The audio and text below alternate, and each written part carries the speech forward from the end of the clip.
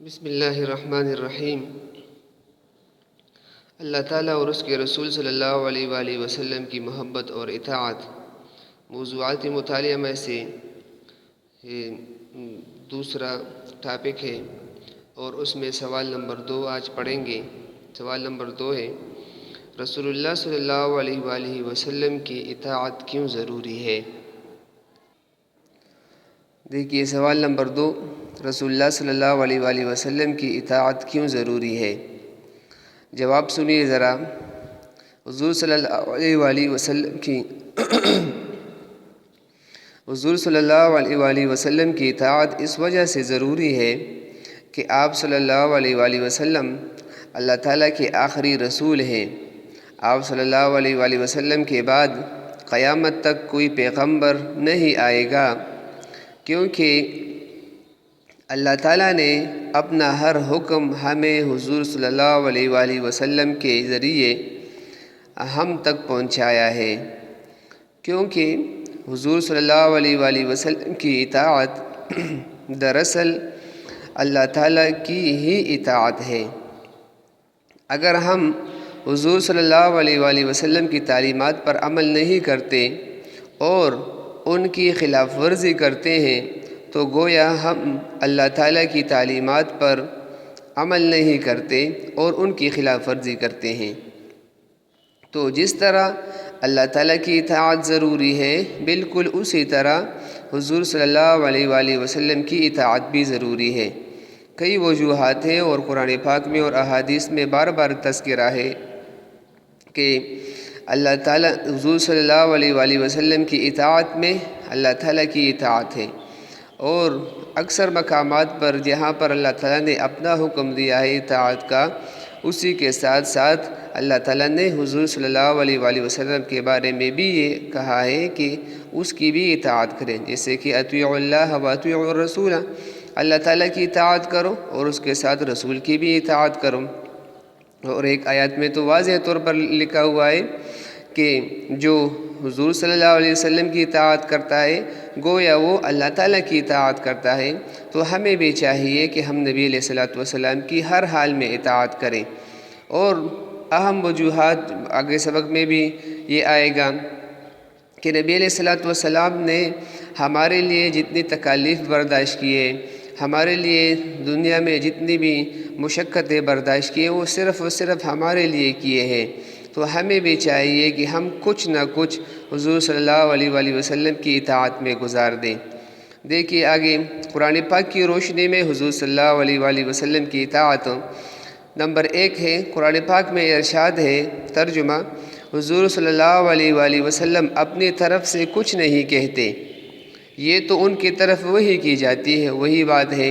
وَمَا يَنطِقُ عَنِ الْهَوَىٰ إِنْ هُوَ إِلَّا وَحْيٌ يُوحَىٰ، نبی علیہ الصلوۃ والسلام اپنی طرف سے ہمیں کچھ نہیں کہتے، بلکہ ان کی طرف وحی کی جاتی ہے اور وہ وحی ہمیں بتاتے ہیں۔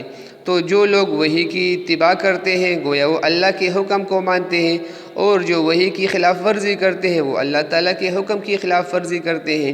اس آیات سے واضح طور پر یہ بات ثابت ہوا کہ حضور صلی اللہ علیہ وسلم کی اطاعت ضروری ہے۔ نمبر 2 آیات ترجمہ ہے، اللہ تعالیٰ اور اس کے رسول صلی اللہ علیہ وآلہ وسلم کی اطاعت کرو۔ نمبر 3 ترجمہ، جس نے رسول اللہ صلی اللہ علیہ وسلم کی اطاعت کی دراصل اس نے اللہ تعالیٰ کی اطاعت کی، اور حدیث کا مفہوم بھی ہے۔ ترجمہ، تم میں سے کوئی اس وقت تک کامل مومن نہیں ہو سکتا جب اس کے خواہشات اس چیز کے تابع نہ ہو جائے جس کو میں لایا ہوں۔ تو انسان اس وقت تک کامل مومن نہیں ہو سکتا جب تک وہ اپنی تمام خواہشات حضور صلی اللہ علیہ وآلہ وسلم کے لائے ہوئے طریقوں کے مطابق نہ کر دے، وہ شخص کامل مومن نہیں ہے۔ لا يؤمن احدكم حتى اكون احب الیہ من والدہ وولدہ والناس اجمعین، ایک یہ حدیث بھی اس سے واضح طور پر ہے کہ نبی علیہ الصلوۃ والسلام کی محبت کی طرف اشارہ ہے کہ نبی علیہ الصلوۃ والسلام سے محبت بھی حضور صلی اللہ علیہ وسلم کی اتباع کی طرف اشارہ کرتا ہے۔ تو ہمیں بھی چاہیے کہ ہم نبی علیہ الصلوۃ والسلام کے ساتھ محبت کریں، اور محبت کا مطلب کیا ہے؟ نبی علیہ الصلوۃ والسلام کی اطاعت، نبی علیہ الصلوۃ والسلام کا اتباع، نبی علیہ الصلوۃ والسلام کی پیروی۔ تو نبی علیہ الصلوۃ والسلام سے محبت کا مطلب ہے کہ نبی علیہ الصلوۃ والسلام کی تعلیمات پر عمل کیا جائے۔ آگے دیکھیے، ہر حال میں حضور صلی اللہ علیہ وسلم کی اطاعت، یعنی ہر حال میں حضور صلی اللہ علیہ وسلم کی اطاعت اس لیے بھی ضروری ہے کیونکہ اللہ تعالیٰ سے محبت کا دعویٰ تو کیا جا سکتا ہے، مگر اس کا ثبوت کس طرح دیں؟ تو اللہ تعالیٰ نے خود ارشاد فرما دیا، ترجمہ کہہ دیجئے کہ اگر تم اللہ تعالیٰ سے محبت رکھتے ہو تو میری اتباع کرو، اللہ تعالیٰ تم سے محبت کرے گا اور تمہارے گناہ بخش دے گا، اور اللہ تعالیٰ بخشنے والا، رحم کرنے والا ہے۔ اس میں بھی نبی علیہ الصلوۃ والسلام کی اطاعت ثابت ہے۔ اللہ تعالیٰ کی محبت کس کے ساتھ لگا ہے؟ نبی علیہ الصلوۃ والسلام کی اتباع کے ساتھ۔ جو لوگ نبی علیہ الصلوۃ والسلام کی اتباع کرتے ہیں گویا وہ اللہ تعالیٰ سے محبت کرتے ہیں، اور جو لوگ نبی علیہ الصلوۃ والسلام کی اتباع کرتے ہیں اللہ تعالیٰ ان سے محبت کرتے ہیں۔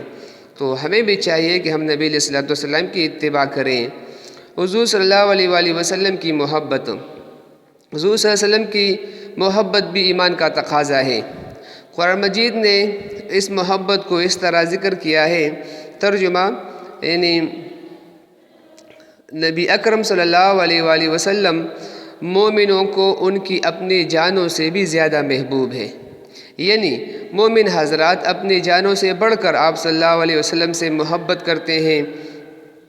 ارشاد باری تعالیٰ ہے، اللہ تعالیٰ اور اس کے رسول صلی اللہ علیہ وآلہ وسلم سے آگے نہ بڑھو اور اللہ تعالیٰ سے ڈرتے رہو۔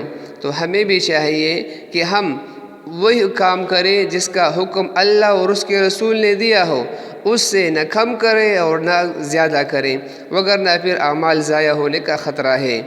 حضور صلی اللہ علیہ وسلم کا ایک ارشاد یہ بھی ہے، تم میں سے کوئی شخص اس وقت تک کامل مومن نہیں ہو سکتا جب تک میں اسے اپنے باپ، اولاد اور تمام لوگوں سے زیادہ محبوب نہ بن جاؤں۔ یہ حدیث میں نے پہلے وہاں پر بیان کر دی کہ نبی علیہ الصلوۃ والسلام سے محبت کا مطلب یہ ہے کہ نبی علیہ الصلوۃ والسلام کی اتباع کی جائے، پیروی کی جائے، اور اپنے باپ، اولاد اور تمام لوگوں سے بڑھ کر نبی علیہ الصلوۃ والسلام سے محبت کیا جائے۔ محبت کے مندرجہ ذیل تقاضے بھی یہ ہیں۔ نمبر 1 تقاضا یہ ہے کہ اللہ تعالیٰ اور اس کے رسول صلی اللہ علیہ وسلم سے محبت میں کوئی اور شریک نہ ہو۔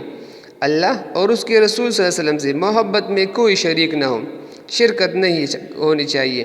نمبر 2، حضور صلی اللہ علیہ وسلم کی محبت تمام رشتوں اور تمام تعلقات سے بڑھ کر ہو، یعنی مطلب یہ ہے کہ جب اللہ کا حکم آئے تو رشتوں اور تعلقات کو چھوڑ دو، جب رسول کا حکم آئے تو رشتوں اور تعلقات کو چھوڑ دو۔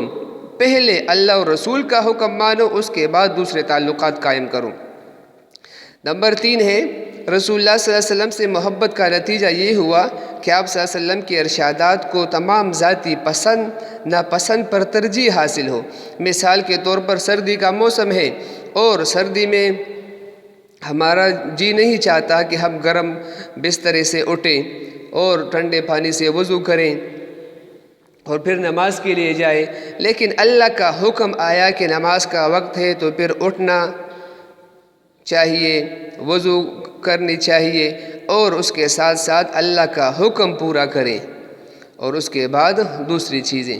اسی طرح کاروبار میں ذاتی چیزیں نہیں ہونی چاہیے، اسی طرح معاملات میں ذاتی چیزیں نہیں ہونی چاہیے۔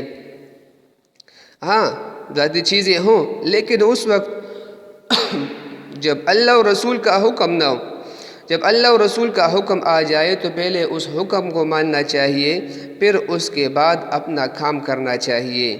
تو اللہ تعالیٰ ہمیں عمل کی توفیق دیں، اور ہمیں چاہیے کہ ہم نبی علیہ الصلوۃ والسلام کی مکمل اتباع کریں اور نبی علیہ الصلوۃ والسلام کی باتوں کو ہر طریقے سے مانیں، ہر لحاظ سے مانیں، کیونکہ نبی علیہ الصلوۃ والسلام کی باتیں ہمارے لیے دنیاوی فائدہ بھی رکھتی ہے اور آخرت کا فائدہ بھی اس میں موجود ہے۔ تو ہمیں چاہیے کہ ہم نبی علیہ الصلوۃ والسلام کی مکمل پیروی کریں، کیونکہ نبی علیہ الصلوۃ والسلام نے کئی موقعوں پر ہمارے لیے ہر طرح کی تکلیفیں برداشت کی ہیں۔ مثال کے طور پر نبی علیہ الصلوۃ والسلام نے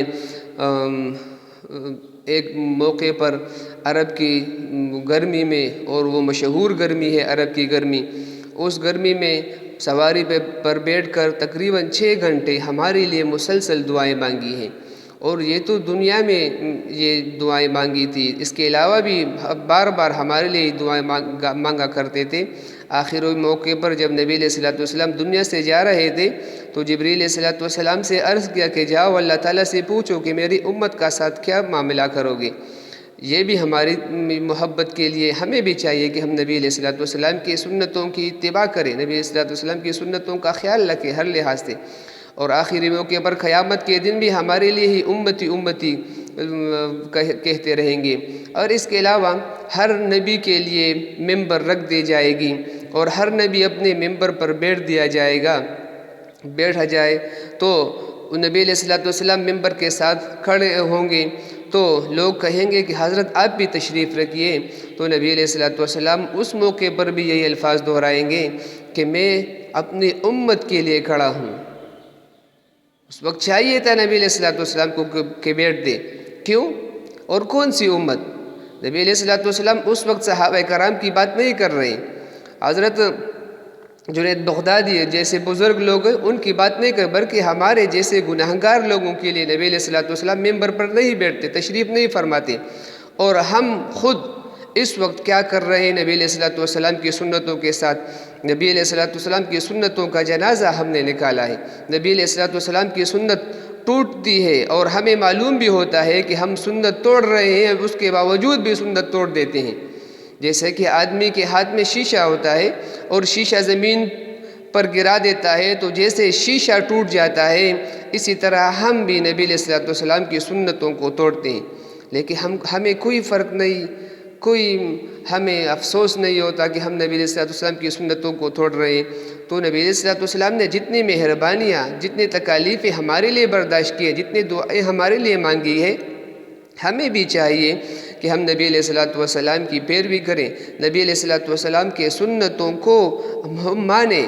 اور میں نے پہلے ہی دن احادیث میں یہ بھی کہا تھا کہ ہم عزیز طلبہ ابھی آپ کو موقع ہے آپ کے پاس کہ روزانہ 2 کام، 3 کام، 4 کام، 5 کام آسان جو آپ کو لگے وہ سنت سمجھ کر کریں۔ کہ بھائی میں پانی پی رہا ہوں، پانی میں سنت طریقے سے پیوں گا۔ کھانا لوگ روزانہ کھاتے ہیں، دن میں 3 مرتبہ کھانا کھاتا ہوں، نبی علیہ الصلوۃ والسلام کی سنت سمجھ کر کھاتا ہوں۔ راستے پر چلتا ہوں دائیں طرف چلوں گا اور سنت سمجھ کر۔ اسی طرح مسجد میں داخل ہوں گا، سنت طریقے سے داخل ہوں گا۔ سونا ہر کسی کا کام ہے، سوؤں گا نبی علیہ الصلوۃ والسلام کی سنت طریقے کے مطابق کہ میں نبی علیہ الصلوۃ والسلام کی سنت ہوں۔ اور آج کل کے زمانے میں ایک سنت کو زندہ کرنا 100 شہیدوں کا ثواب ہے، اور وہ شہداء بھی جو احد اور بدر کے شہداء تھے اسی کا درجہ رکھتی ہے۔ تو ہمیں بھی چاہیے کہ ہم نبی علیہ الصلوۃ والسلام کی سنتوں کو مانیں اور نبی علیہ الصلوۃ والسلام کو اسی سنتوں کو اپنے عمل میں لائیں، تو اس میں ہماری دنیاوی فائدہ بھی ہے اور اخروی فائدہ بھی ہے۔ اللہ تعالی ہمیں عمل کی توفیق دے، اور اللہ تعالیٰ سے دعا ہے کہ ہم سب نبی علیہ الصلوۃ والسلام کے جتنے سنت ہیں اس سنتوں کو پورا کرنے کی اللہ تعالیٰ ہمیں توفیق دے۔ وآخر دعوانا ان الحمد للہ رب العالمین۔